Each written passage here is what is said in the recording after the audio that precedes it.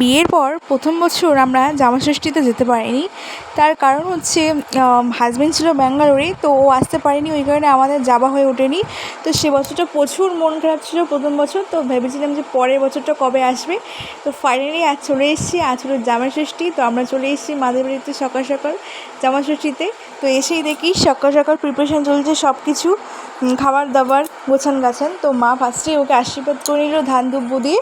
তো ওর সামনে দেখো মিষ্টি বাটা ধরে দিল, 5 রকম ফল, মিষ্টি, দই, দুধ, চিড়ে, খই, লুচি, ঘুগনি সমস্ত রকম করেছিল, প্রচুর খাবার দাবার। আর মুখটা দেখো জামাইয়ের ভীষণ ভালো লাগছে, এত রকম খাবার দাবার দেখে অবশ্যই তো ভালো লাগবে। আর ফার্স্ট জামাষষ্ঠী বলে কথা, তো ওকে ওর গিফট দিয়ে দিল। তো তারপরে মা একটু তার জামাইকে তালপাকার হাওয়া দিয়ে দিল, দিতে হয়।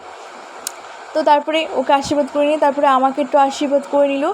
তো তারপরে এত সমস্ত রকম জিনিস তো খেতে তো হবে সব রকম একটু একটু করে। তো তারপরে দুপুরে লাঞ্চ প্রিপারেশন চলছিল। তো দুপুরে লাঞ্চে ছিল চিকেন বিরিয়ানি আর মাটন কষা। আমি বরাবরই মাটন খাই না, তো বাবা এখানে এই মাংসগুলো পিস করছিল। তো এখানে দেখো আমি একটু বাইরে বসেছিলাম, আর প্রচণ্ড গরম। তো আমি একটু মাংসটা কষছিলাম, চিকেন আর মাটনটা কষছিলাম। তো আর মার হাতে অনেক দিন চিকেন বিরিয়ানি খাইনি, তো ওই কারণে মাকে বলছিলাম যে বিরিয়ানি করতে। তো মা দেখো সমস্ত রকম মিক্স করে হচ্ছে দমে দিয়ে দিল। তো তারপরে দেখো দুপুরে লাঞ্চ তো রেডি একদম। তো ভিডিওটি কেমন লাগলো অবশ্যই কিন্তু কমেন্টে জানিও। আর বিকেলবেলা হচ্ছে ফুটি দিয়ে আমরা ভিডিওটি শেষ করছি। টাটা।